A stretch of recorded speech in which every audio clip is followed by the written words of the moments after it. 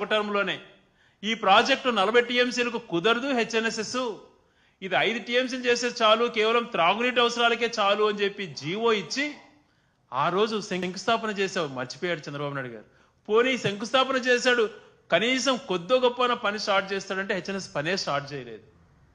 అదే రకంగా జిఎన్ఎస్కి సంబంధించింది కూడా అది గ్రావిటీతో పోయేది. గండికోటను 28 టీఎంసీలకు పెంచాలంటే ఆ ప్రాజెక్టు అవసరం లేదు, దాన్ని చేయాల్సిన పని లేదు. గండికోట అన్నటువంటిది పెన్నా జలాలపైన ఆధారపడింది, అది 2 టీఎంసీలకు 3 టీఎంసీలకు కుదించాలా అని చెప్పి జీవో ఇచ్చినటువంటి వ్యక్తి. అటువంటి పరిస్థితుల నుంచి ఒకటే టర్ములో రాయలసీమకు సంబంధించి జిఎన్ఎస్ హెచ్ఎన్ఎస్ఎస్ జలయజ్ఞంలో భాగంగా టేకప్ చేసుకొని హెచ్ఎన్ఎస్ఎస్ ను దాదాపుగా పూర్తి స్థాయికి కంప్లీట్ చేసిన వ్యక్తి రాజశేఖర రెడ్డి గారు. ఎన్ని వేల కోట్ల ఖర్చు పెట్టి ఆ ప్రాజెక్టును యుద్ధ ప్రతిపాదక పైన 5 సంవత్సరాలలో అనంతపురం జిల్లాకు ఈరోజు సస్యశ్యామలమైంది. హార్టికల్చరల్ గా కానీ ఇండస్ట్రియల్ గా కానీ అనంతపురం జిల్లా ఒక ఎడారి కాబోతున్నటువంటి జిల్లాను బ్రహ్మాండమైనటువంటి జిల్లాగా మార్చాడు అంటే అది రాజశేఖర గారి గొప్పతనం అని చెప్పి ఏ పసి బాలు అడిగినా చెప్తారు. అటువంటిది ఆ వాస్తవ విషయాలు చెప్పకుండా దోవ పట్టించే ప్రయత్నాలు చేస్తున్నావు. ఆ హెచ్ఎన్ఎస్ఎస్ ని జిఎన్ఎస్ఎస్ ని నేను చేశానంటావు. నువ్వు అసలు 95 నుంచి 2004 వరకు ముఖ్యమంత్రిగా ఉన్నప్పుడు కనీసం దాన్ని శంకుస్థాపన చేసినావు కానీ ₹1 కేటాయించలేదు. ఏ రికార్డ్స్ అయినా చూసుకోండి.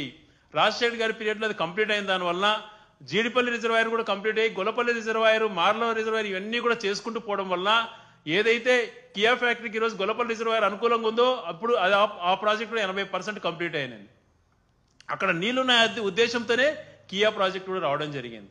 మరొక పక్కన జిఎన్ఎస్ సంబంధించి అనేక రిజర్వాయర్లు కంప్లీట్ చేసుకుంటూ అవుకు టనల్ దగ్గర నుంచి అన్ని కూడా ఏర్పాటు చేసుకుని గండికోట నుంచి పైడిపాలెం అనేక పులివెందుల ప్రాజెక్టులు ఇట్లాంటివన్నీ కూడా టేకప్ చేసి గండికోటను కూడా 28 టీఎంసీలకు పెంచి ఆ ప్రాజెక్టు కూడా దాదాపుగా కంప్లీట్ చేసిన వ్యక్తి రాజశేఖర్ గారు అయితే 28 టీఎంసీలకు నీళ్లు నిల్వ చేసుకొని ఇక్కడ ఆర్ఆర్ కూడా పే చేయనటువంటి పరిస్థితి చంద్రబాబు నాయుడు గారు.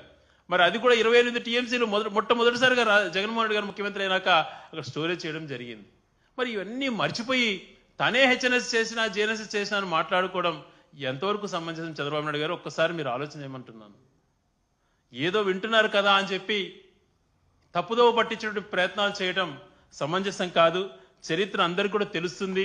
ముందుగా నువ్వు చేసినటువంటి ద్రోహం మానుకొని రాయలసీమ కర్నూలుకి ఏదైతే కేటాయించబడిందో లా యూనివర్సిటీ అక్కడే కట్టాలి, అక్కడ హైకోర్టు బెంచ్ కాదు హైకోర్టు అక్కడ నిర్మించాలని చెప్పి గట్టిగా డిమాండ్ చేస్తున్నాం.